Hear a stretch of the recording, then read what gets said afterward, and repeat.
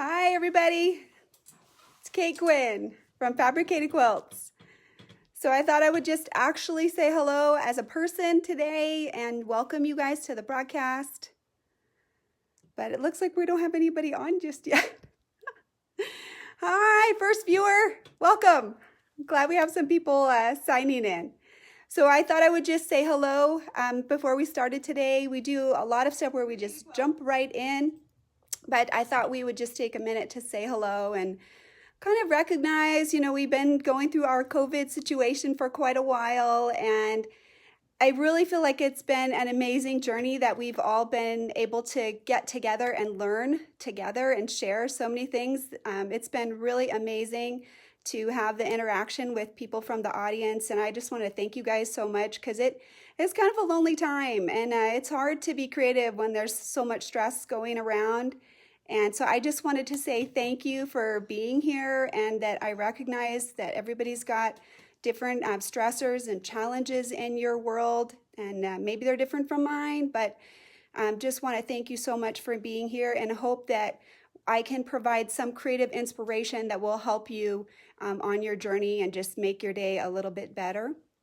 So I was asked by so many people to introduce Honey. So I'm going to ask him to just stick his head over here really quickly so you can see my helper. My husband's name is Pat Quinn, and this is my Honey.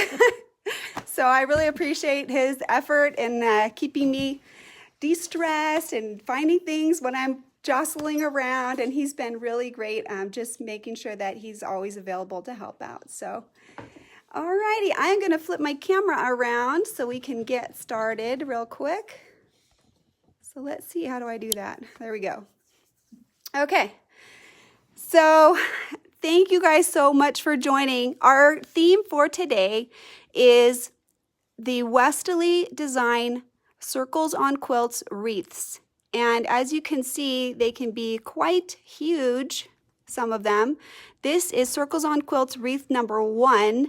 And then these embellishments were put in just by pivoting the template. And I use this amazing thread. Look at that, how gorgeous that is. And I'll tell you a funny story, right, about this.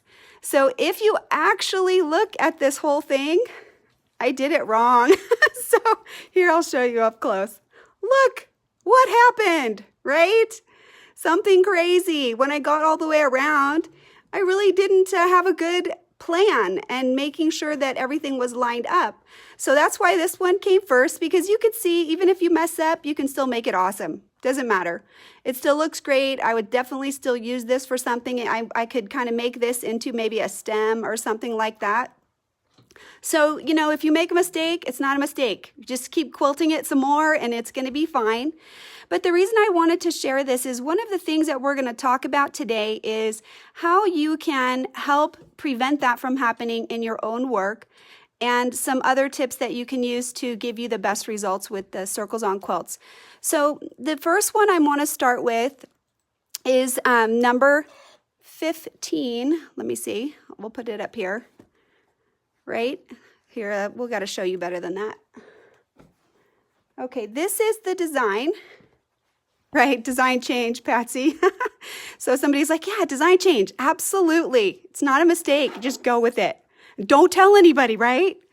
So this is number 15, and you can see that it's got these beautiful feather lobes. It's a feather style design.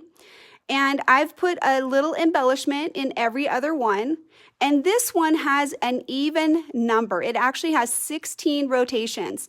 If you ever buy one of the wreath templates and you're not sure how many rotations that it actually should have before you make it, in the Westalee catalog, that is the So Steady catalog, and you can find that on sosteady.com, and it's free. It's available to anybody. We have an online catalog.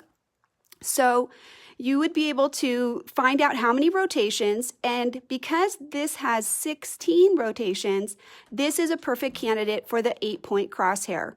And so that's the first one that we're going to do, is we're going to show you how you can use the crosshair to help you. And honestly, I don't have the directions for this, so I'm just going to show you my way. And so if you do it a different way, more power to you. I'm just showing you one way. There's always more than one way, but I'm just showing you mine.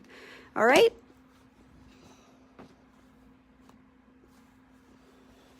All right, so today we are using isocord thread on top, 40 weight, and I'm using a yellow, kind of a light yellow, that's an 80 weight deco bob that kind of matches this creamy color on the back. So I'm not really sure how well it'll show up, but we will flip it anyway, just let you see.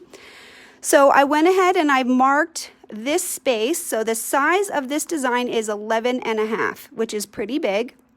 And this is a 12-inch box. So that means that the feather wreath is going to come out almost to the very edge here.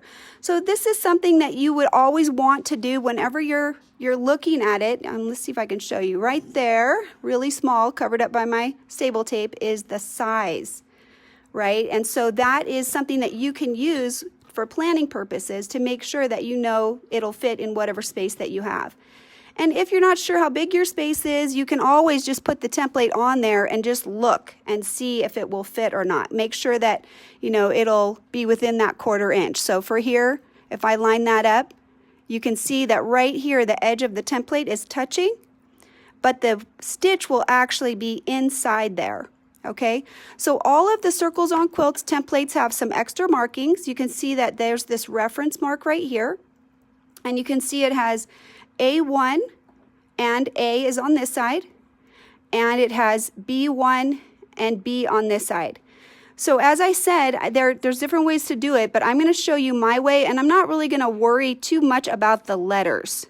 So maybe this will be simpler for some people, but it's going to create the double stitch pattern exactly the same on each lobe, which is something that I want. So I'm going to do it that way. So say again, which size is that, and how many Circle on Quilt templates are there, do you know? Ooh, I don't know. There's a lot of them. And the reason I don't know is because they're not sequentially numbered. I know that there is a Circles on Quilt wreath 1 to 17 for sure. I know that. And then I know that there is a wreath 41. And then I don't know what's in between there, but I know there's not 41 complete different wreaths, or maybe they are, but they're just not in production. So Leonie West is so prolific and amazing. She does have quite a few items, but maybe some of them never made it to the production line. So we're going to talk about some of the different ones and some of the options that you have in purchase. But just that's a number 15 you're getting ready to use now. But I'm using a number 15. That's the number that's this particular one. And all of them have different sizes, and the sizes will be listed right on it. So this particular one is 11.5. And so here's our center marking, as we said. So let's see, we actually need another crosshair mark, as we said. So let's go ahead and put that on. And while you do that, could you explain what is a deco bob? What is a deco bob? Deco bob is a polyester thread that is 80 weight. It's manufactured by the Wonderfill company, and I like it because it's very fine, and I use the pre-wound deco bob bobbins a lot. I use these a lot. I love them. So you know what, Susan, I'm going to repeat the questions. So even if Pat says it, I'll try to repeat the question. So the question was, what is deco bob? This is deco bob. It's an 80 weight thread. It's available in a spool or a cone, a mini cone. And then it's also available in pre-wound bobbins in many, many different colors. And it's a polyester thread that is 80 weight. So it's very fine. So I like to use it in the bobbin, and I also use it when I'm piecing because it's very, very thin, but it's strong. Okay, so we're going to go ahead and we're going to use the Choco liner to make the additional lines. I've already made some with my chalk pen, but I'm going to make another set of them, so I'll get lined up. So this is the original markings right here. So I'm just going to rotate my crosshair square so that the middle line is aligned and the center line is also lined up. Once we have that, all of these open spaces now are right in the middle of the previously marked areas. And this Choco liner does seem to fit very nicely right in the middle. That's why I like it, because it's convenient. Oh, we're going to have to lift up that foot here, get this out of there. Alrighty, so anyway, I know a lot of people do know how to use the crosshair square already, but I just wanted to make sure for those people that don't, if you're making more than one set of lines, you mark the first set, and then you just rotate it so that these white lines line up on your existing lines. And that was what will give you the second set of markings that you can see right here. Okay, so this is iron off pounce that I have in here. It used to be pink, but now it's iron off. I just like pink, so I'm keeping it. We'll go ahead and we'll mark that center with the pin. So just want to clarify as we go that I want to go ahead and make this a two-part because I think there's too much content for us to do it in one go because I have a lot of information. So we're going to split this into two parts. And so we probably will not finish up. I'll kind of look for a good stopping place at some point. Oh my goodness, he does not want to go on there. Oh, sorry, I'm going to have to jump over the camera and get them lined up. There we go. So wreath number 12, 18 rotations. Okay, so Shanna, I'm going to show you as part of this how to do something that has 18 rotations. It's not 100% like it's going to be right here where you have a line for each one, but it is a workaround that will help make it effective and help make it so that when you get back to the beginning that you can have corrected a little bit along the way rather than have this big mess up at the end like I did. So when we start this, I'm going to line it up on one of the crosshairs. This is kind of a big piece because we've got several designs we're going to try to put on here. I want to start at this bottom area. So let me show you the alignment real quick. Let me get this. We'll do it this way. So we want to go ahead and line up one of these marks, and then we're going to start down here at B1. Okay, remember I said I'm doing my own method, so hope you'll go with me. I'm not at A, I'm at B1. And you'll see why in just a second. It's not really a complicated process.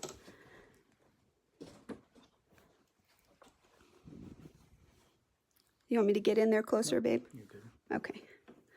All right, so let's get lined up, and we'll get right here at B1. And I'll tuck myself right in there and pull that thread up. This one has a lot of active stitching around the center. So it's important that we make sure that we line everything up as best we can, but it's going to have a lot of stitching. So it's very forgiving because you can have a million stitches, then if a couple are off, nobody's going to notice, right? So we're going to go around. I'm going to adjust my hands because this template is quite large. So up here, I want to be holding when I come into this area. So let's go ahead. We'll restart. I'm going to tuck it all the way in, right into the hook. And I'm not going to stop at A1. I'm going to go all the way back down to the bottom, and I'm going to adjust my hands as I go. Okay, now this part right here is only going to be stitched one time at this point. So we'll get to B1, and then we can rotate and get everybody lined up. Okay, so just so you can see, right now we're lined up on this line. So there's no number. We're not worrying about the number. We've just literally have rotated the template and we've got everybody lined up. And you can see right there, I'm right on the crosshair mark right there. And this line technically is also aligned on that. And that's what you're looking for. You're looking for the reference line. And on this one, you want this crosshair line also aligned. So because this is not at a number, don't freak out. Let me just show you where we're going. We're just going to go up.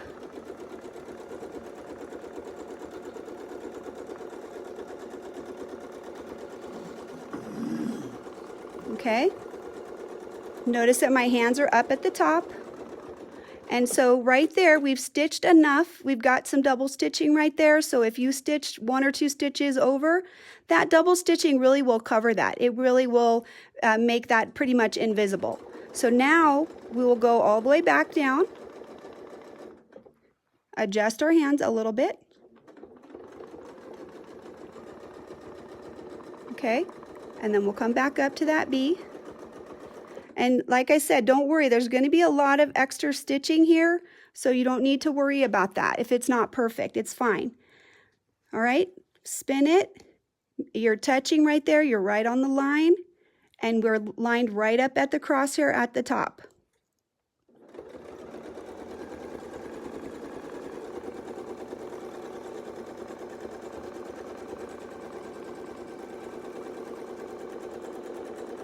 So the reason that I have this method that I've created, and I like it for myself, you can do it your own way, you don't have to do it my way, but I like it because now this entire lobe has a double stitch, right? Let's see if we can show you the lobe. I guess we're not as well positioned. This is such a big design, we're gonna have to kind of bow out a little bit here. Is that better? So what I'm saying is, as we rotate this, we are able to double stitch this entire lobe. So all around the outside, the feather has all the definition. And because there's so much stitching going on around the center, there's going to be anyway. And then I'll show you another workaround for putting even more in there. And then that's gonna look great. It absolutely looks great. Okay, whoa. So let's go back up now. We gotta go back up to our B1.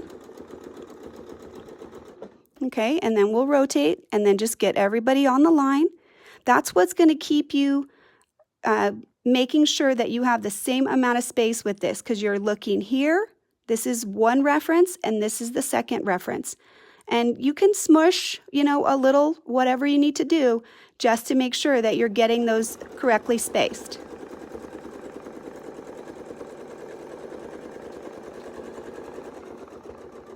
I also like that this kind of gives me the long line of stitching where I don't have to, you know, stop in the middle of that. I just go all the way back and then I come back up to here and I rotate. So get everybody lined up, making sure you're on here. So I can shift this a little more, like there's a little space, but remember, we want to be on the crosshair. So if necessary, I'm gonna, you know, manipulate stuff so that I am, because that is where you need to be.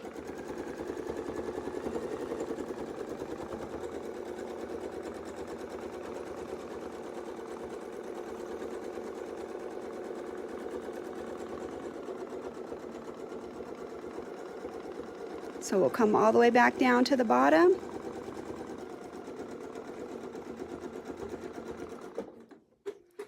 All right, and thanks for your patience. I mean, I know it is a little process, you know, it's very repetitive, so you end up seeing me kind of stitch the same thing again and again.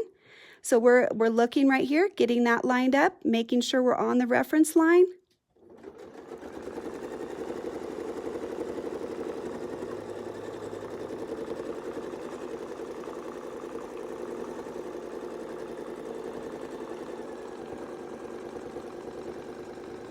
So you can see it does go pretty quickly this way as well.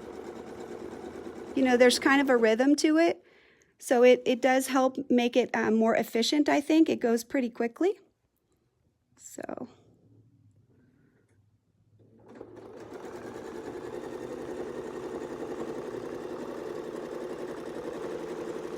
Oh, I think we're missing a line there. We'll have to see what we can do when we get lined up. That line is shorter, it's not long. Alrighty, there we go. So let's keep it in front so you guys can see. We'll get it lined up. And I'm gonna kind of estimate, see the line right here? I can use that as well. So I can give a little smush there to get this on that line. And that'll help us as if we were off a little bit, we can sort of get back on.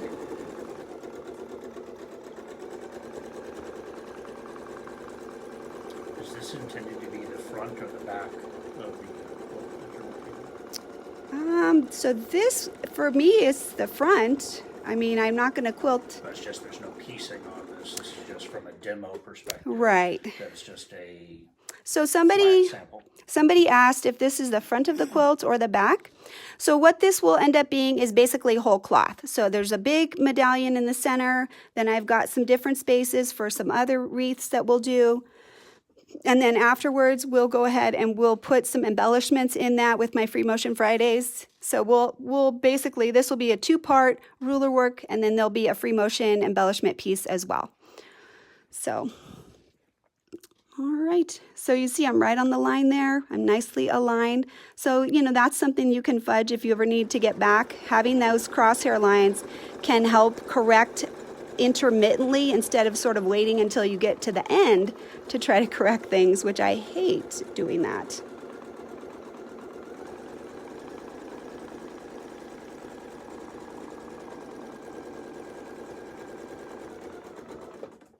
Alrighty, so we're doing well. It's looking really cute. So I think we'll do just maybe a couple more. I wanted to show you an embellishment on this one before we transition to something else. So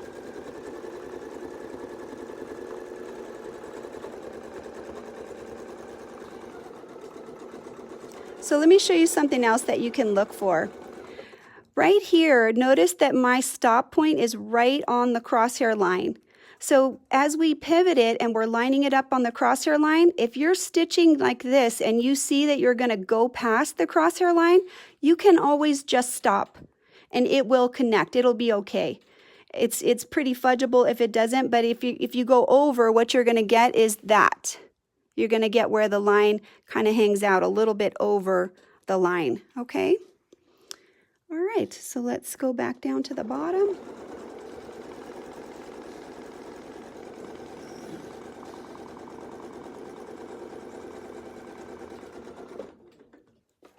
We're going to try to keep you in full view here. So again, getting lined up right there, and I'm right on the crosshair mark. So nice and easy.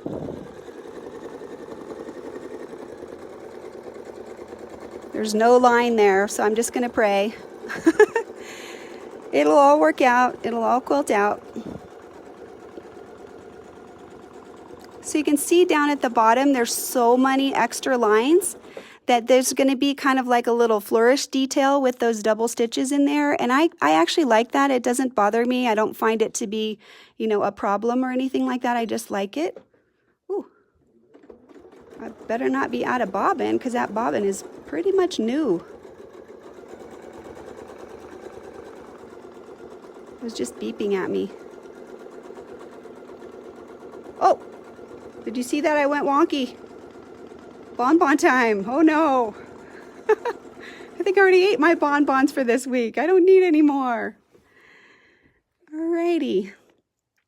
So let's see, we need to kind of get realigned. We're a little bit off right there. So we'll just short this because we know we need to be on the crosshair, and that'll help us correct instead of keeping going wonky more.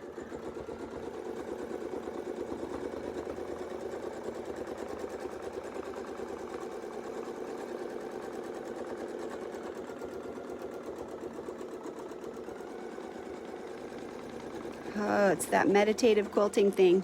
Lulls you to sleep. All right, so we only got a couple more. So get lined up. Don't overshoot it. Look for your crosshair mark. Try to get yourself nicely lined up. Bobbin thread is out. How is that possible? I just put that bobbin in this morning. It's got a bad attitude. We might have to change it.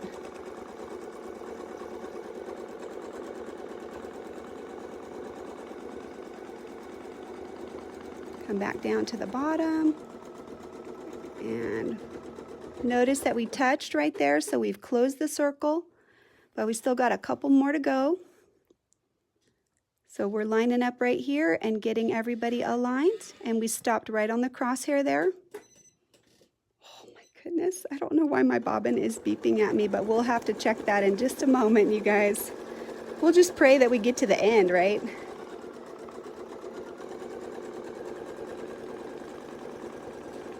I don't know, it might have a little flu on there. Might go crazy. All right, this will be our last one. So we'll get him lined up. And let me show you one more thing. With most of these templates, the piece on this side should be lined up right along the edge. The very edge of the template here should line up on this stitch line right here. And you can also see she's usually got a little bit of a tick mark right here that shows how we should be lined up on this side. And that means when we sew in, we should be perfectly lined up for that other side.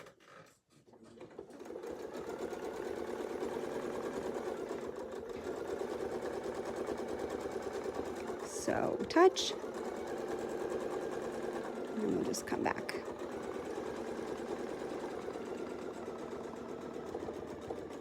Okay, so now I'm going to show you something crazy. So just go with me here. Let's cut these threads off of here.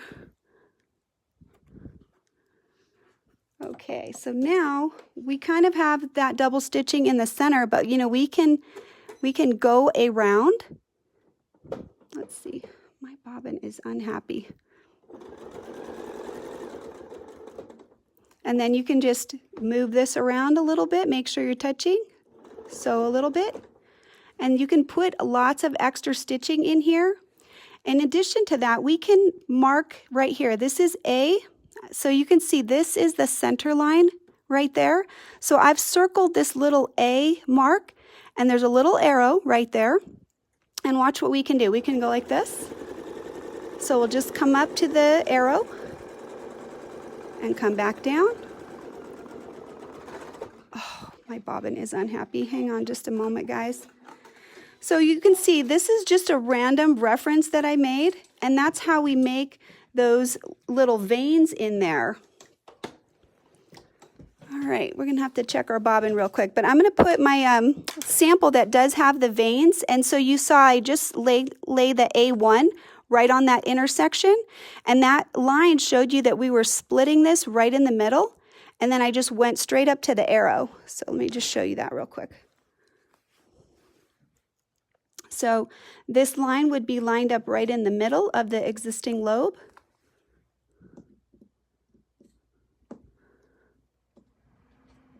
Oh my goodness. There we go. Okay, we'll show you one more time so you can see really good. Let's try to get you right on top. So you can see this reference line, you can see it's right in the middle of the lobe if we have that A1 right at that intersection. And so then if I sew right up to this arrow, that gives me kind of a stop marker as I go around. And I don't even need the pin. All I need to do is just line up the center and line this up, and I can stitch around the circle. I can free stitch around it so that I can go to each lobe or every other lobe. So when I did it with my sample, let me show you what that looks like.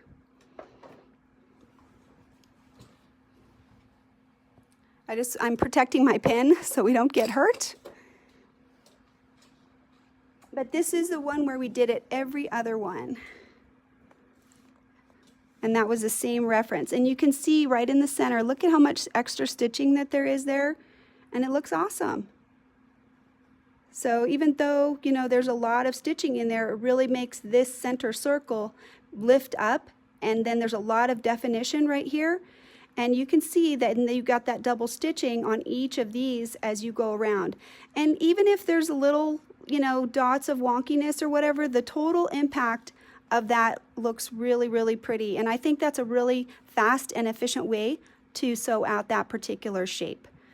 Okay, so let's go ahead. Let me check that bobbin real quick. Thanks for your patience. I appreciate you guys. Oh my gosh, I used it already this morning. It is out. Literally, I just put this in when I was prepping the machine. So wow, used a lot. Fortunately, we have those bobbins that we just showed you. So now I have a bunch of them and I don't have to wind any. Thank you. I love that. So this isocord is not variegated. That was a question that came from Linda Martindale. And hi, Barbara from Canada. Let's see if I can open this bad boy. There we go. Alrighty, so we'll... Is this the number that she's talking about, a class 15? So the bobbins that are used for this machine, this is Janome. This is a class 15 bobbin. And lots of machines do use that, but they also have L-style bobbins as well. And those are the two main ones that are pre-wound that are available from the Wonderfill company.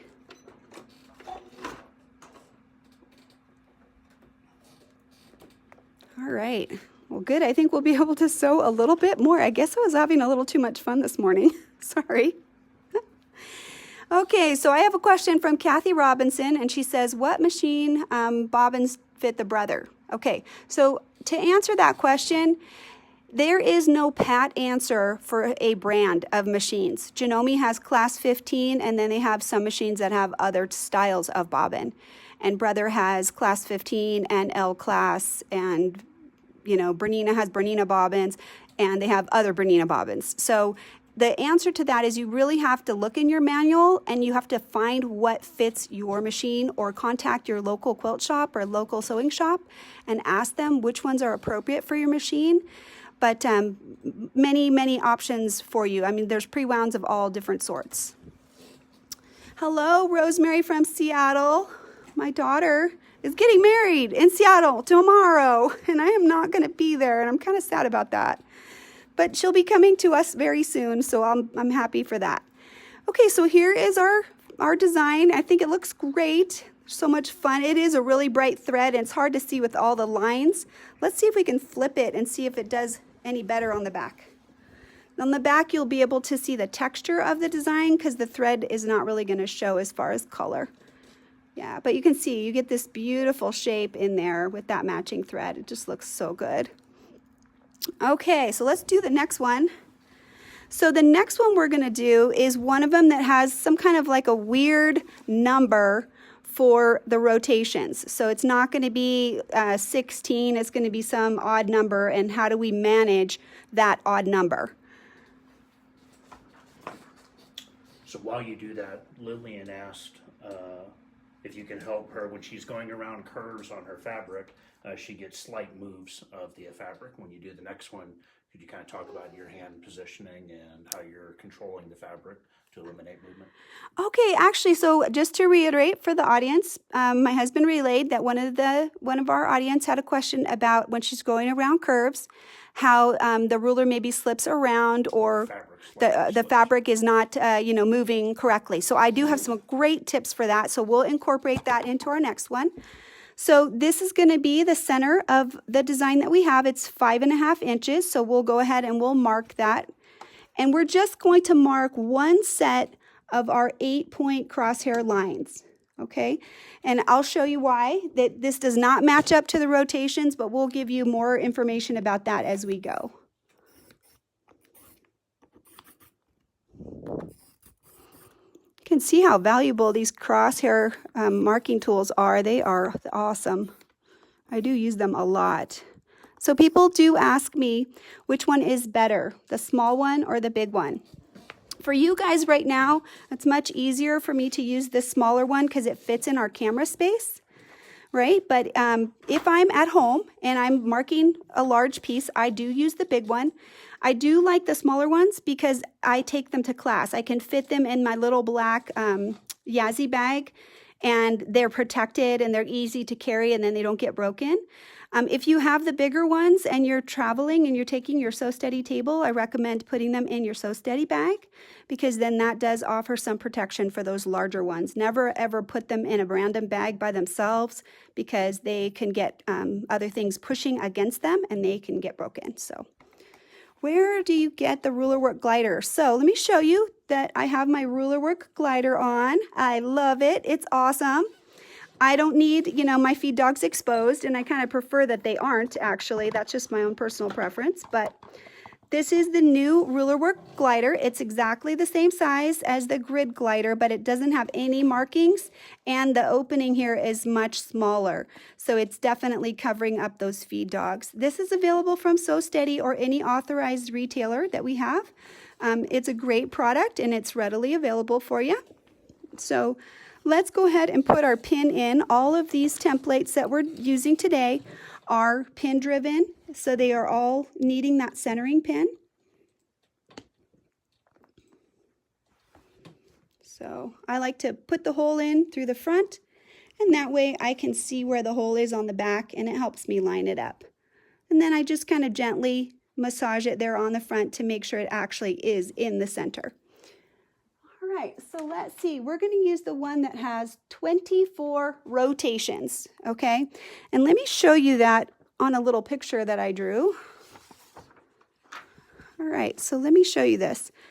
So this is also a feathered wreath, and it goes around in a circle, and it has 24 of these lobes.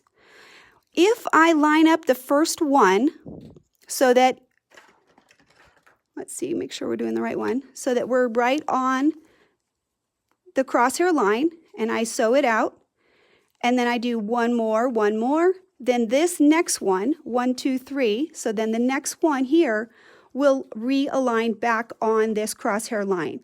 So that's the math relationship. That's 24 divided by 8 points. So within each one of these, there'll be 3 and then a realignment, 3 and then a realignment.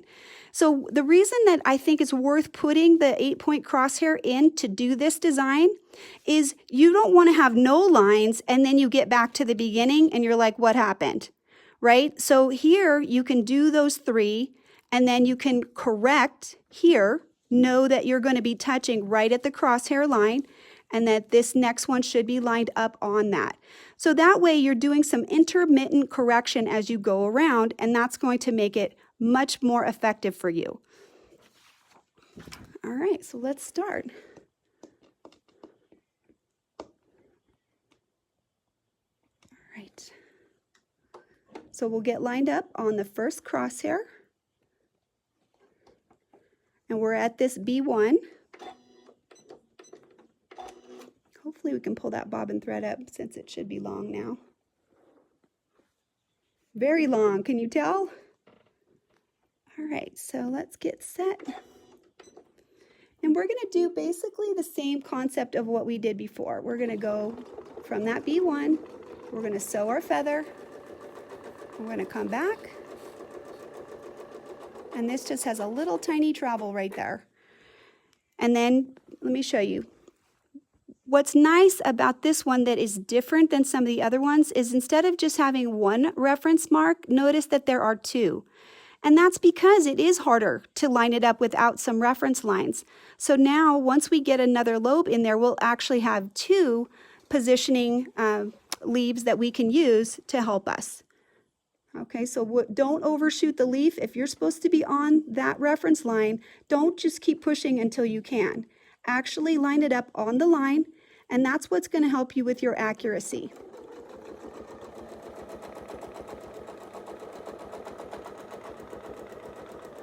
Okay, and then we'll move forward. And now we have those 2, and they fit perfectly right there. We've got both of them lined up, and we'll be ready to put the next one in. Do we need to adjust? Nope. Okay. What's the number of that? This is number 5. So this little wreath that has 24 rotations, this is wreath number 5, and it's super cute. So we did 1, 2, 3, and now look where we are. Now we're on that line. And now remember that once you get to the crosshair mark, that is the defining alignment. Doesn't matter if these are quite off or not, which they aren't, but this is what matters because this is going to get you around back to the beginning. Okay, so now we're just going to go around.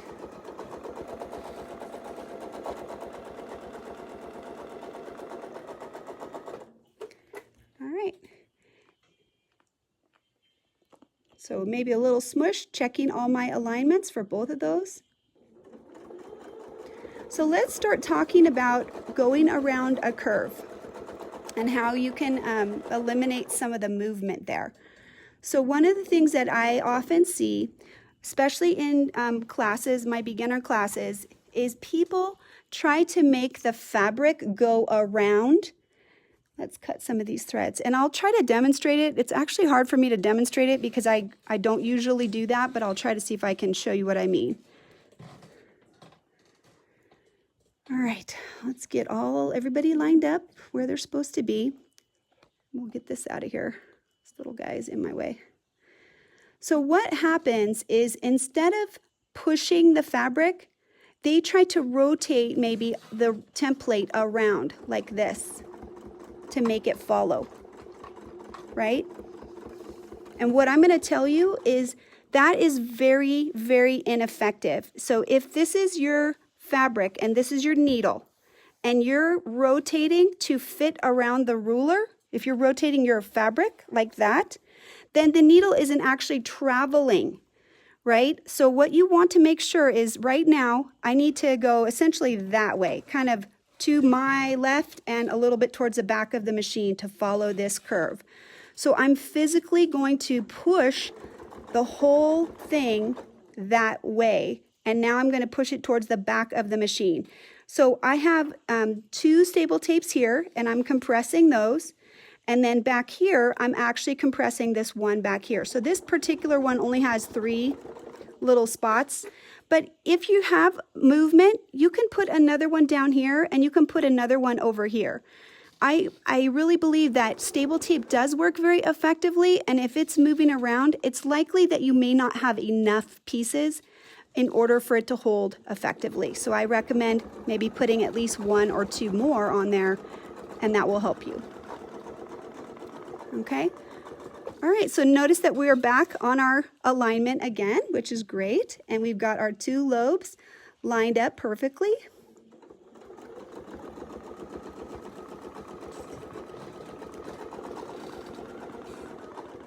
So this one is very tight. It has quite a few lobes, so it does take some time to go around.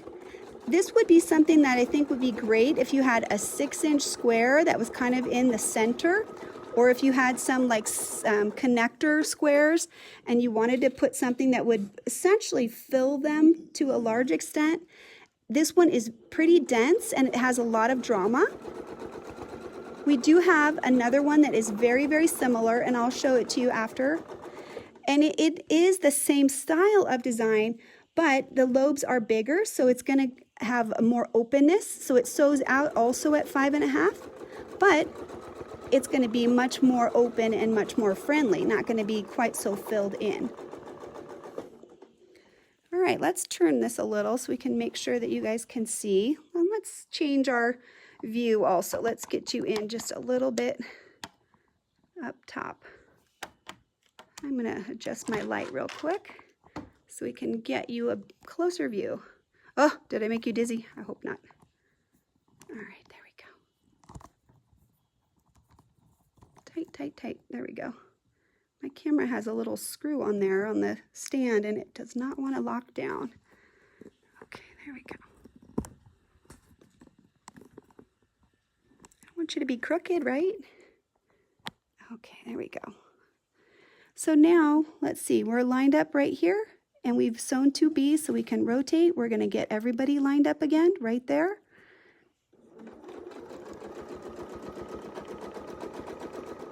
So you can see on these little ones, it's actually, I think, a lot easier to make them super accurate because you're not traveling very far.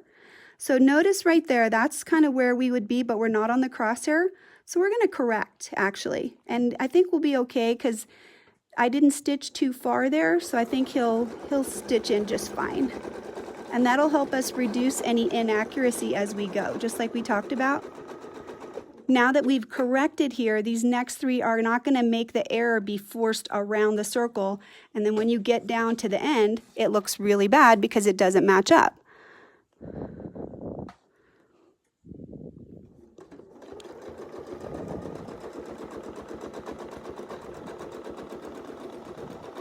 All right, so we're down there. We'll just go to that B, rotate. Now this one should line up because we haven't made any correction on this one. We just sewed it.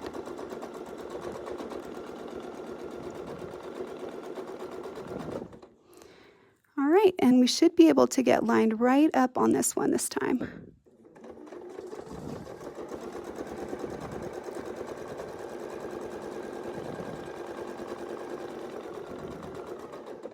So we did well. We hit it right on the money there, and we're able to get things lined right back up right here, and we'll keep going.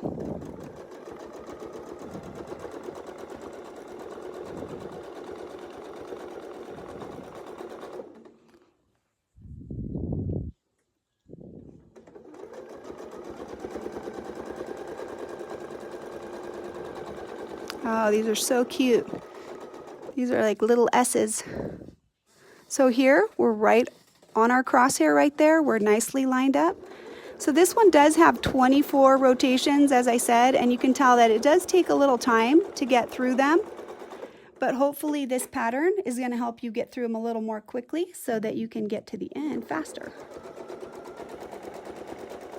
So notice that I am holding the corners right here on each of these corners, and then I've also got some pressure down here at the base.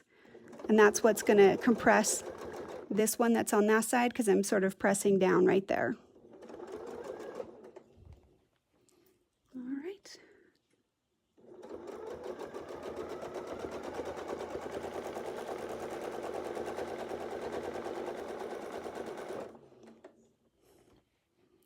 Right on our crosshair line, we're perfectly lined up right here, which is great because we're getting towards the end.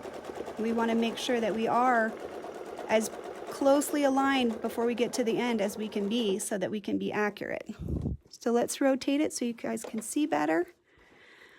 So I'm going to answer Becky's question. She asked, what is the name of the tape? So the tape that I'm using is called Stable Tape, and it's made by WestaleeDesign. It's a So Steady product. And it's not just shelf liner, it's got a non-stick residue adhesive, and it's acrylic safe, so it doesn't etch your templates at all, and it does last for a very long time. So Carol, Lindsay, I'm going to answer your question too. Carol asked if this wreath is part of the Fun and Fancy. No, it isn't. I know that the So Steady ad says more fun and fancy with Kate. With Kate, everything's fun and everything's fancy, right? But these are not part of the Fun and Fancy template collection. This is just a wreath. This particular one is part of the wreath set, which is a 4-piece set that also comes with a rope template.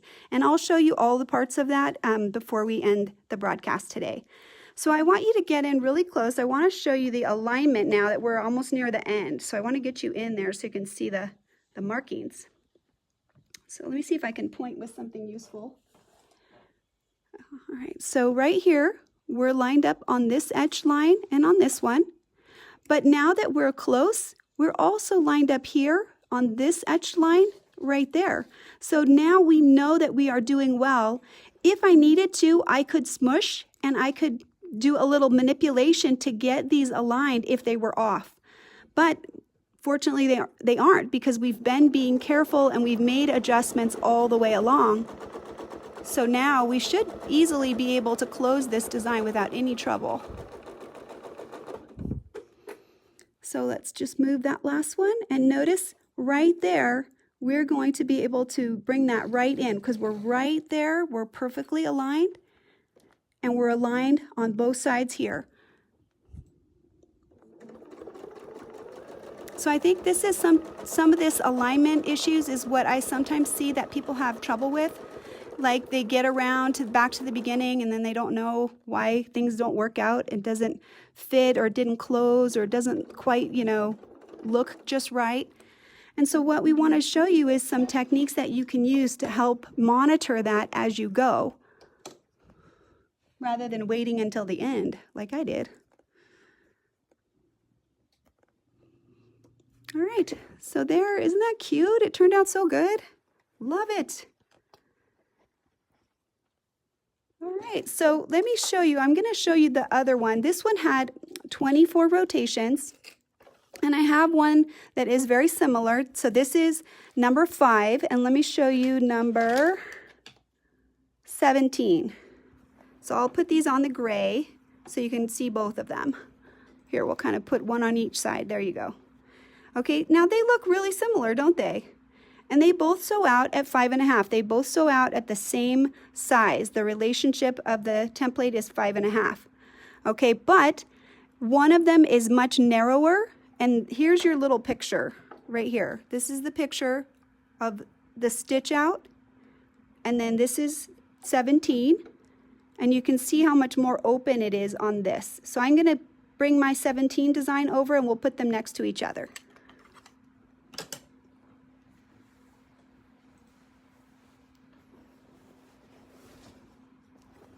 See if we can put them side by side.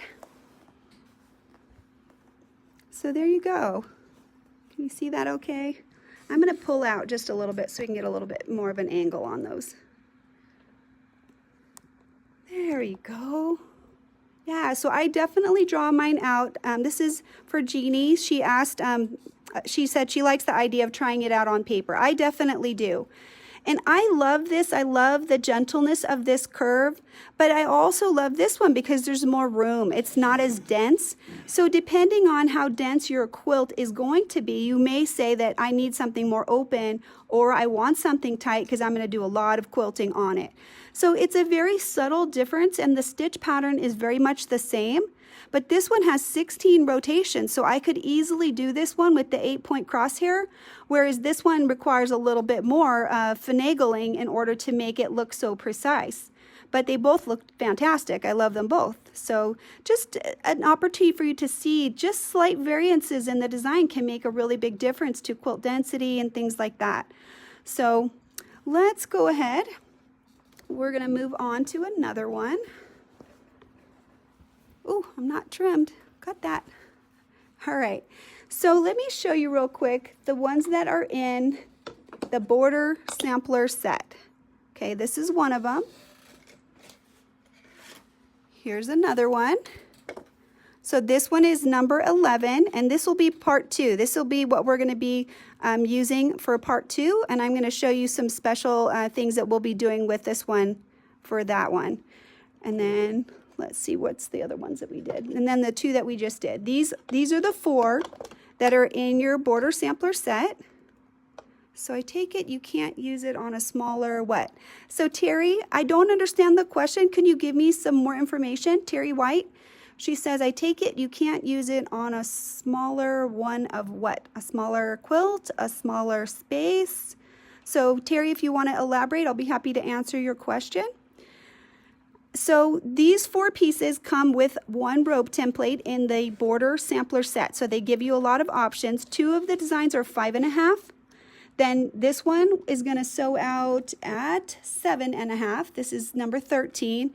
And then this one sews out also at 7.5, which are suitable for a 6-inch block and an 8-inch block. So that's where these selections were chosen because they fit that style pretty well. So we're going to go ahead and play with this one. This one's a little tricky, and I'm going to show you the base use of it and how to get the best results.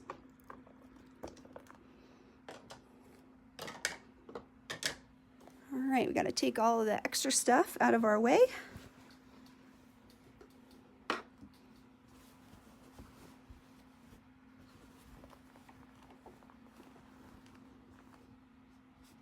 right. So we made some bigger spaces because some of these templates require a little bit more room. So we'll go ahead and we'll mark our crosshair marks again.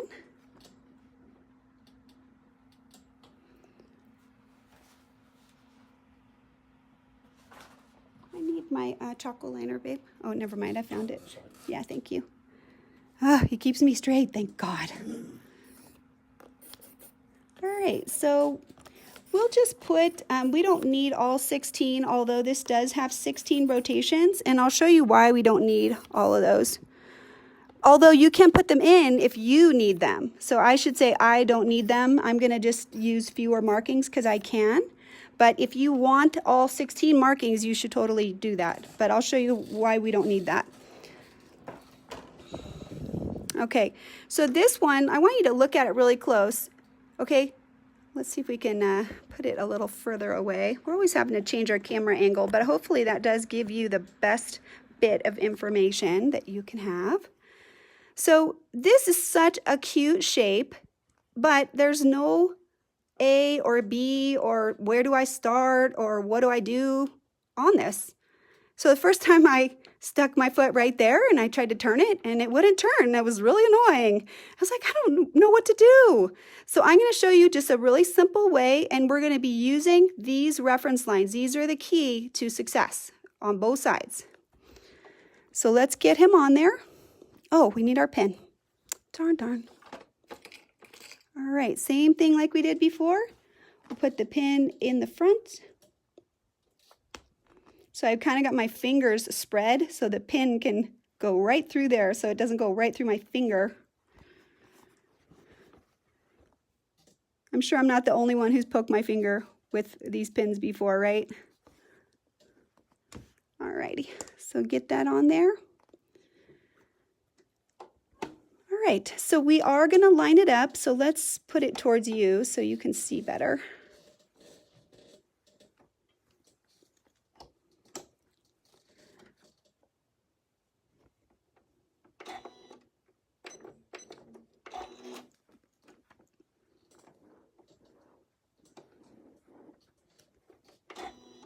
All right, and I've lined up the template right there. So he is going to sew right in. And this one's pretty relaxing. I actually love this template. You'll see I have another design for you next week with this one that I'm working on. Once you finish it, you can go any direction. You can go that way or you can go on this side. We'll go ahead and we'll just go this way because we can. So I'm going to make it so essentially the edge of the foot touches that center line, and then I can rotate. And I'm going to line up this reference line right on there. And that's all I need right there. If I'm lined up perfectly, that's all I need. Right? So we'll go ahead and we'll sew out the whole shape, close the design, and then right this center mark back there, I'm going to make my foot essentially touch the edge of this line right there. So this edge of the foot is lined up right there. And then I can rotate. And see how he's already touching? So if you end up rotating a little too far, all you do is just sew back on the line, and then you'll be perfectly aligned. So we close it. Here we're just using this center line because this should be lined up right on our crosshair line. And now I'm ready to rotate. And as I go, I am going to make sure that when I get to the crosshair line that I'm readjusting to make sure that that is aligned.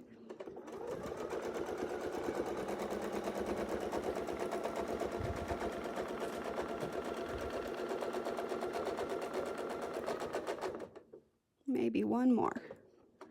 And you can always fudge it. If you can't line it up or it won't let you, then you just take another stitch. Down here at the base, let me show you, there is a little bit of a curvature right here as well that helps you line it up. So what I'm predominantly looking at is I'm looking at this point. Let me pull this tape off for a second. So I can look through and I can see that reference line right there.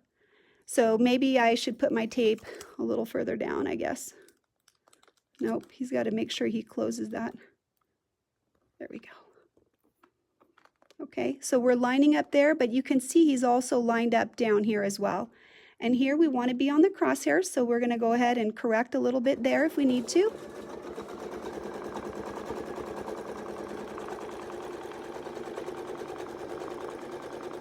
So there's our center line, so we're just on the side of the center line.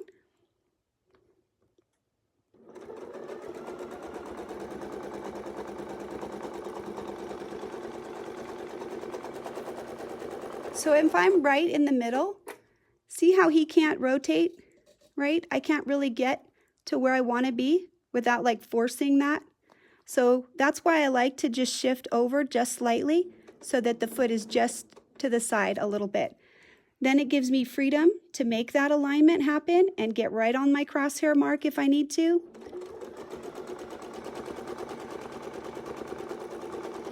The other thing I like about it is because we're kind of stitching across that bottom like that, you get a nice little double stitch down here, which really emphasizes the center portion of the design, which I like as well. Make sure you're touching before you start the design. Like if your foot isn't touching the ruler, but you're lined up, make sure you sew to the ruler so that you're touching before you start doing the design. So again, right here is where I'm getting lined up, and I'm right there. Every other one is going to line up pretty easily with that crosshair.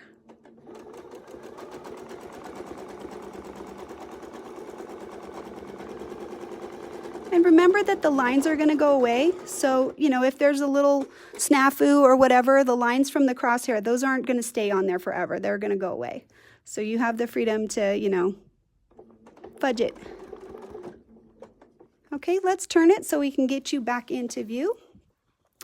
So Gisela, the number of the first ruler that I did was the Circles on Quilts Wreath number 15. That was that big feathered one. And we have another one that is slightly different, and I'll show it to you. I'm not going to sew it out, but I'll show you some of the differences. And we have some new features that as Leonie West had developed a lot of these wreaths, she's done some revisions that are really unique, and I'm going to share some information about that as well. All right, so we're lined up. Here we go.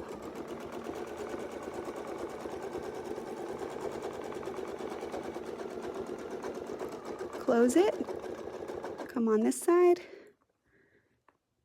Well, I thought I was trying to get you in front, but now we're still in back. What happened? I think I turned it too far. There we go. That's better. So you can see I'm lined up right there. Looks like we may have to fudge a little because we want to be on that crosshair line. So I'm going to double check and make sure that I'm touching. So I had 2 stitches back in order to get lined up.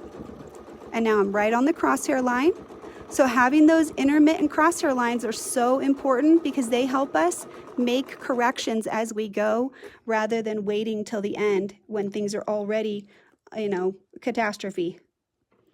So let's see, here we go.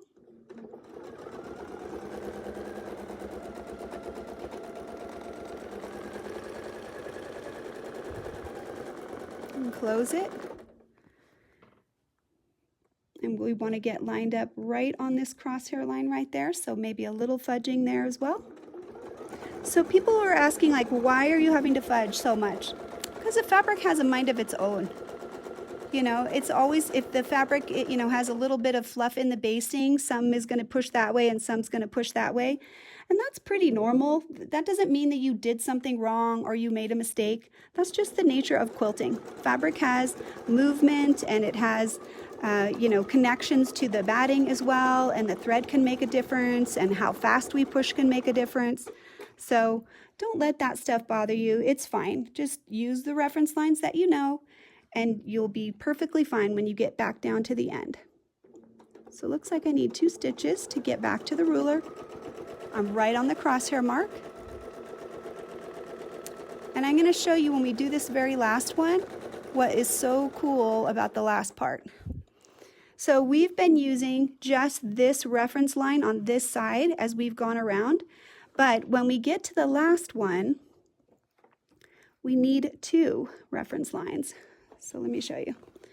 So right now, I'm going to try to make sure that I'm positioned as perfectly right in the middle as I can be in order to have this last lobe be perfectly centered between the other 2.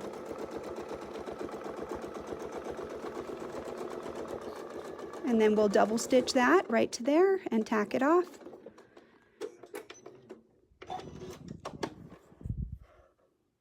I'll just scoot that out of the way so I can see where I'm going.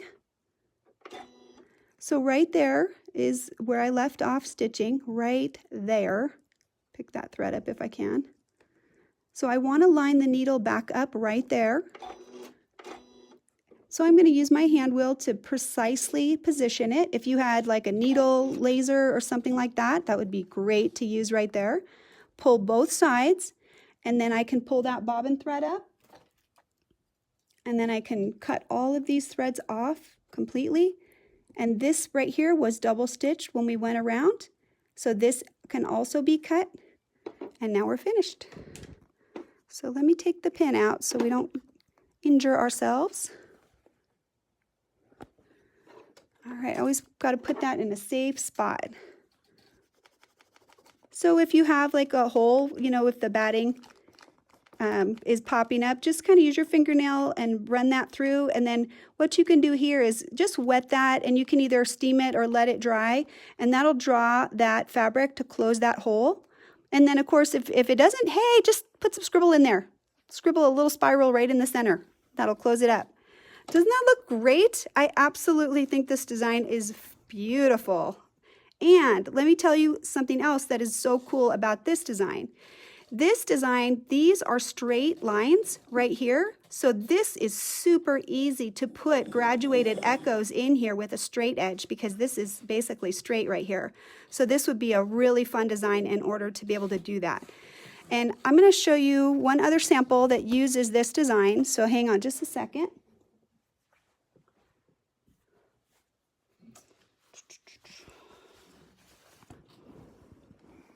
Alrighty.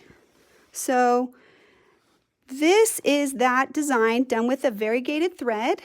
So let's see if we can move out just a tad. Make sure that we don't fall down. And then we'll put some light on that for you so you can see better.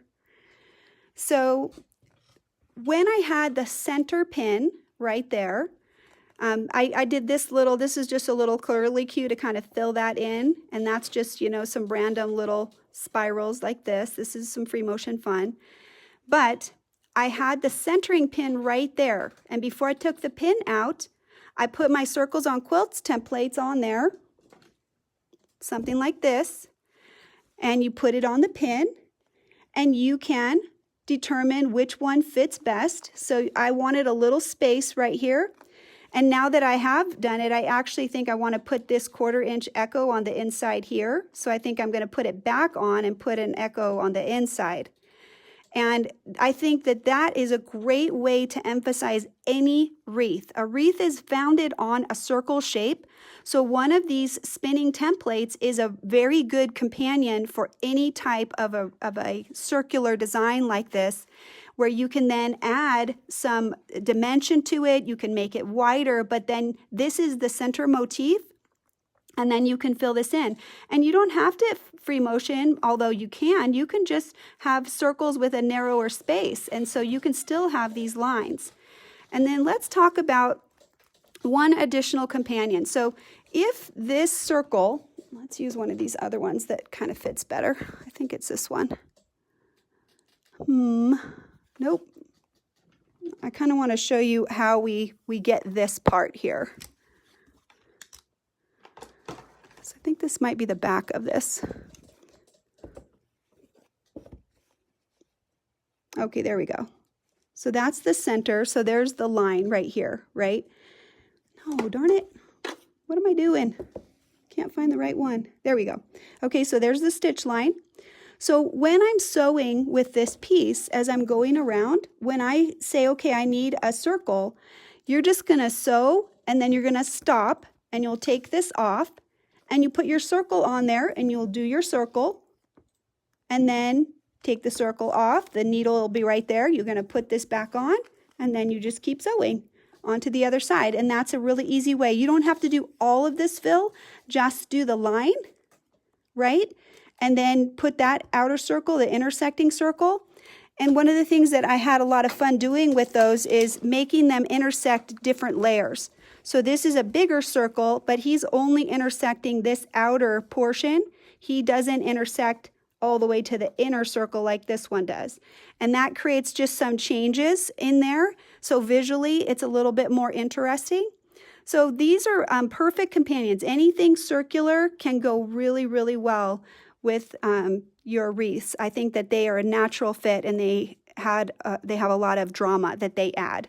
So we'll be doing something similar to this, but we will be doing a different center design next week as part of the continuation of this portion. All right, so let me show you another one. Okay, so you can see we got some different sizes, and then what we'll do is we're going to put one more over here. Let's see, where's my last one? The templates are stacking up, guys. I gotta move them so we can find the one that we need. All right, so this one is also 7. Okay, so this is one of our new ones. So I'm going to show you the packaging for this one too, because this one is very, very cool. So on the one that I showed you on that other side, I'm going to make a circle around it, just like we just talked about, to make it fit. This is a 9-inch space, so it'll, fit just a little better if we put some echo in there. But this one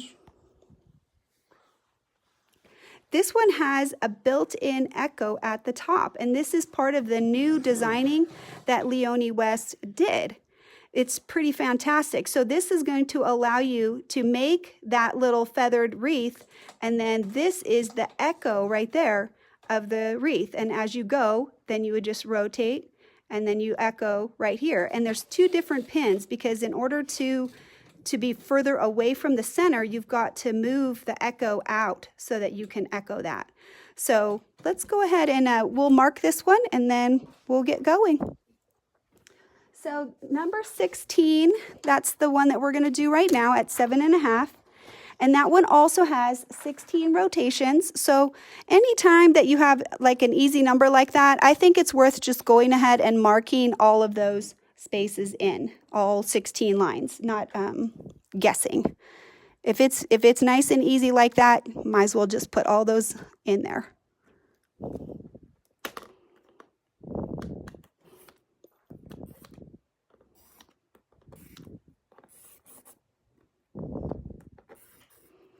All right, so I'm going to ask Honey real quick if we've got some questions, because I'm paying attention to the quilt and he is helping with the feed. So can you talk about how will these templates work on a long arm machine, or which templates are for what kind of machine? Yeah, so these definitely are long arm suitable. The difference that for these templates of how you would use them, it is a good bit of difference. So obviously on your long arm, the quilt is not moving. The long arm head, the sewing machine, is on a carriage that is moving, which means that I'm going to have to hold the template with one hand, and I'm going to have to hold the ruler bar with the other and pull the ruler around the inside of the template. The number one tip for being successful if you're working on a long arm with these type of rulers is you have to sew slower, number one, and number two, you need to have your position of your hand, it needs to be right close to where the foot is traveling. So if you're on this side sewing, you need to be holding right where the foot is. And then when you come on this side, you may need to be holding like this and pulling like that. So there's a lot of little tips for success, but this definitely will work on a long arm. Leonie West does have some older videos that actually demonstrate her sewing a template similar, you know, like this, a curvy one on the inside, where she is working on her long arm. So I'll see if I can find any of those, and I'll ask maybe if So Steady would post one of those so that you guys can have a look-see for my long arm friends. So once again, we're lining up the white lines with the markings that we've already made so that we can have lines right in the middle. This is going to give us our 16 reference lines. All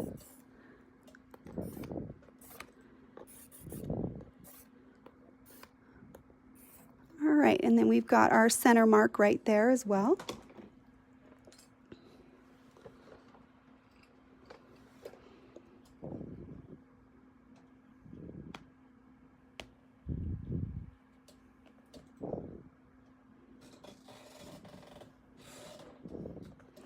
So I'm going to show you the packaging for this product, because when Leonie West first came out with the Circles on Quilts wreaths, we just had different wreaths in different sizes, but we didn't have multiple sizes for the same wreath.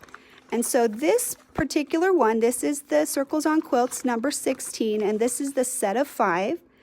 And you can see, I haven't used these, I've only used the big one there that I'm already got marked. But notice that there's different sizes. So one of the benefits to that is then you can find the right size that fits whatever project that you're working on. If you like feathers, it's great to have different sizes. And I would say that these are kind of like the Spinifex feathers. You can make a big one and then put a little one next to it, make a big one, make a little one, make a medium one. And then this is great to make some kind of an all-over feather design where you're just scooting your pin and marking it and then making these beautiful feather wreaths because they're gorgeous. And then you can just do whatever fills around the edges that you might want to do. So not all of our wreaths have all of these sizes available. There are several in the catalog that show that they have multiple size packages. I know that Wreath 41 has multiple sizes, 16 has multiple sizes, and I'm not sure exactly which ones. So, all right, so let's scoot these out of our way so we can get these out of here.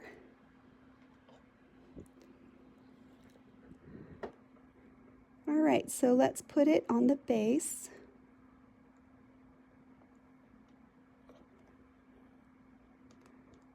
So let me show you the alignment real quick. So there's the center line right there, and there's the crosshair. It's going to touch this crosshair line, and it's lined up on this one. Okay? So we'll kind of follow the same process that we did when I showed you this before, even though the lettering is different. The whole lobe of the feather comes down to C, and then this little jog is the circle in the middle. And that's why it has this circle reference line. So that's kind of going to just show you how things line up. So we'll start down here at C. We'll pick up the bobbin thread. Oh, darn it. He's a little too short. Oh, he's plenty big enough to be picked up. He's just being ornery. All right.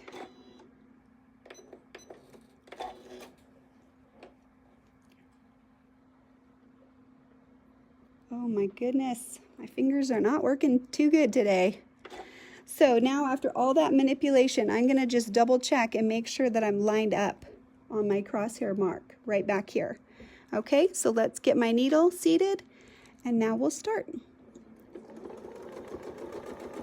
So this one has, you know, essentially the two reference markings that we can use. We're right here on the crosshair line and right here. So when we stitch back, we go to that C, and then that's when we're going to go to the curvature right here to D. And you're going to use this as your reference, so you can rotate that, get him lined up. Let me see if I can show you our crosshair markings.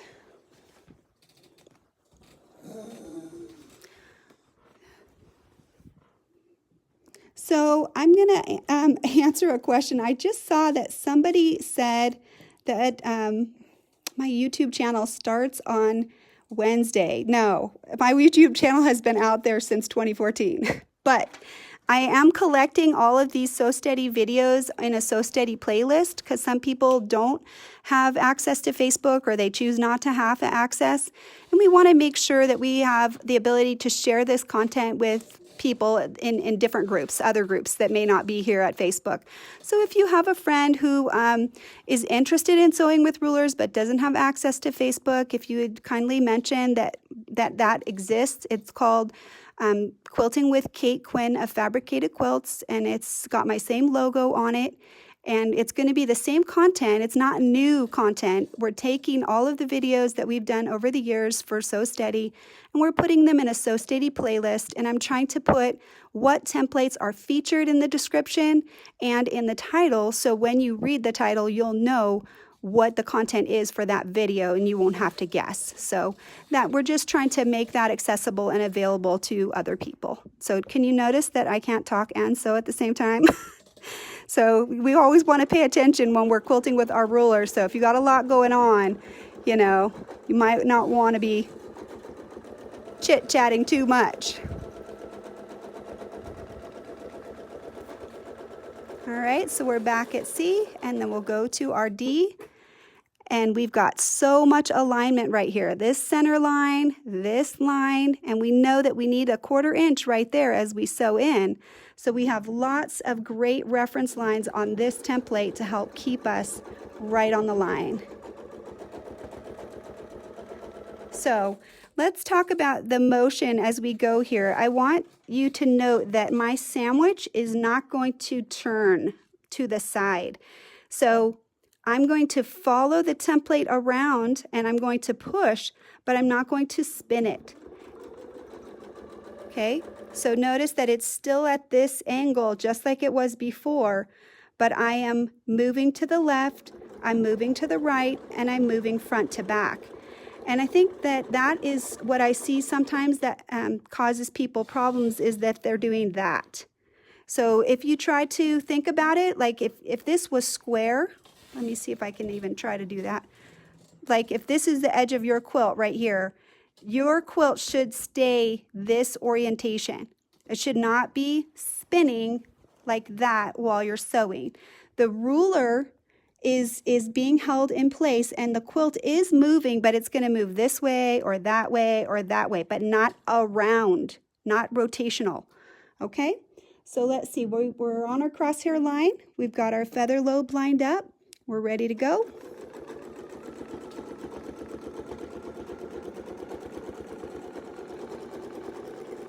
And we're right on the crosshair line there. Right when I get back to C, I'm just going to gently make my way over to that next spot. Here, let's get us back in view. So again, get yourself lined up. There's my crosshair mark right there. It's right with the center line of the pin. And if I need to do a little smushy, I'll do some smushy.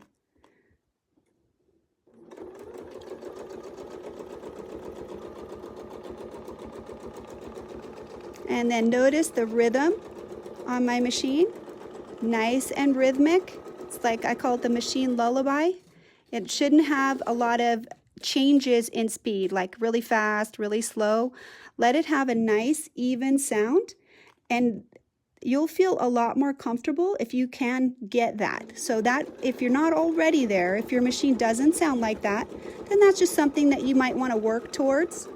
You know, it's not that you're doing something wrong, but you'll find that there's more comfort in that, and you'll be able to control your stitches better if you have a machine that has that sound as you go.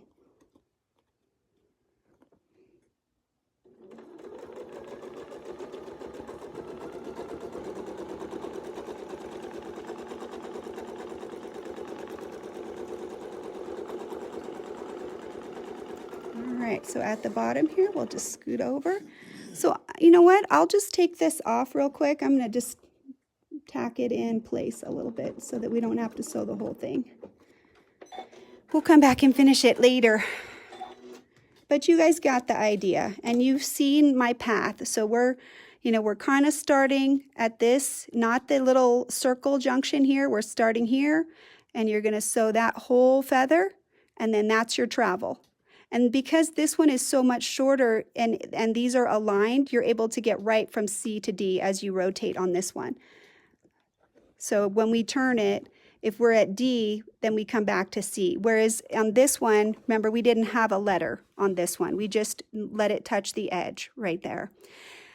Oh, so Carol, I'm going to answer her question. So she responded when we were talking about the YouTube channel. She says, yeah, so what is premiering on Wednesday is a specific video. So what happened is I've taken a bunch of the videos and I'm releasing one each day except today because here we are. So that way for the next little bit, there's going to be that content that we've had, the different videos that we've done. You'll see maybe one being released each day throughout the week. And then on Fridays, we're going to be doing Free Motion Fridays, and that will be available on the YouTube channel as well. I'll be transferring it over to there after I tape it. Okay, so anyway, let's see where we are. So let me show you real quick. I'll just cut these threads.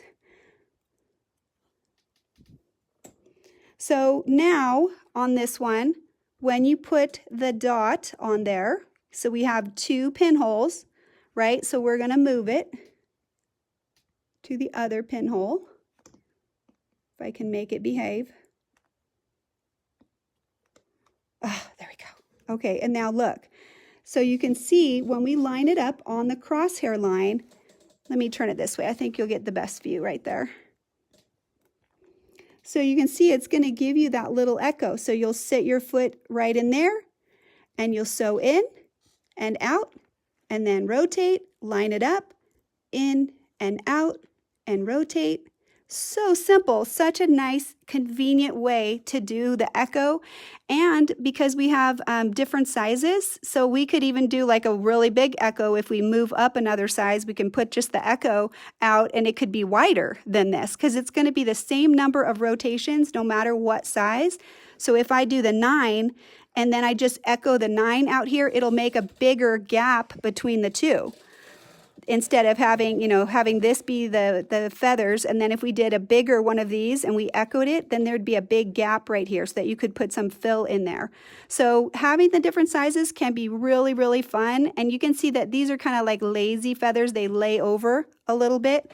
Whereas if you look at these, they're a lot more gradual right here. Whereas these kind of like have a much stronger S curve right there. So this one is the 7.5, but this also comes in the same size as this one. This is 11.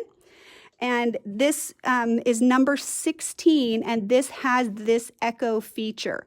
Now, does that mean you can't echo this? Of course you can. This is like a circle right here. So if you find the right size, you can put a circle right in there, especially one with an outside curve. Let me show you. Let's see if we can find it.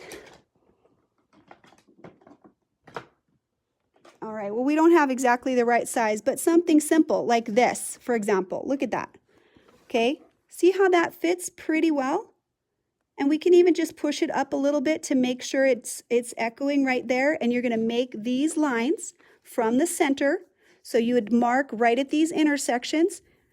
And then this is how you would line it up. And you'd be able to go to the cross mark and then to the cross mark, to the cross mark. So you'd have to mark each of these intersections right here if they weren't already marked, like I'd have to extend these lines.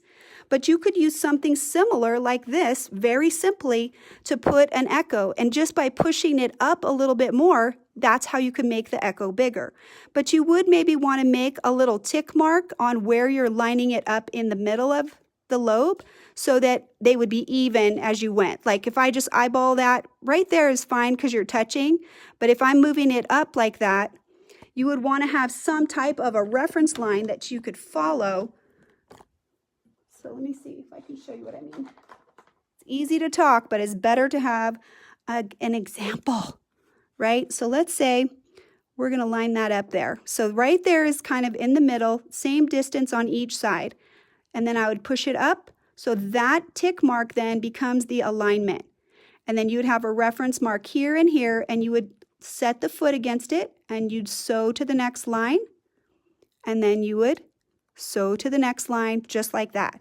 So any type of curvature that you have that approximates this shape can make an amazing echo that is really simple, and you can use what you already have. And this fabulous echo is in the Fun and Fancy set. This is the inside of the 3 by 1.5 inch oval. So it would look amazing. So never limit yourself and say, oh, my template doesn't echo. You can make an echo. You can create your own echo. Okay, so how are we doing, Sweetie Pie, on time? It's 4:30, 4:27. All righty, guys. So we're right at our part 1 end. It's about an hour and a half. So I think that is enough information for one day. And what we're planning to do is next week, we are going to show you a variation of this design, different than this, but using this template. And then I'm going to show you how we can add these circles and how you would intersect a circle. We won't be adding the free motion at that time. We'll just be doing the ruler work portion of this. But the goal for that session is using wreath templates, but not as you would expect. How to look at a template and reinvent its function to still be awesome and not just have a limited way to use it, be able to use it in many different ways. All right, so yeah, this is Carol. This is a wet erase marker. I saw your mark. I always mark on my templates with this vis-a-vis marker. I never use a dry erase marker on my template, and I don't use a Sharpie either, because a Sharpie would take alcohol to get it off, and we don't want to put alcohol on our templates. So this will wash away with water, but let me show you my little oval that I just had. Okay, so right now, this is a green mark on there. And if you had this and that was dry erase, you would have green marker all over your quilt. So I have several different colors of these vis-a-vis markers. They're commonly available at any office supply store. And I think they are a protection for your quilt, but you can always make all kinds of reference marks on your quilt in order to help you be effective and get the designs. And we're going to be doing quite a bit more of that next week about marking and making the template fit our desires and our needs. Okay, so anyway, do me a favor, please like and share my video. And that's how we know that the content is resonating, and that lets us share with other people. And I just really appreciate if you would do that. So I thank you for your time, and have a wonderful Sunday, and take care of yourself and your loved ones, help each other, and And if you want to chat, you can always text me. I pretty much respond to everybody. So if you need a chat, love to chat with you. Have a great day, you guys. Bye-bye.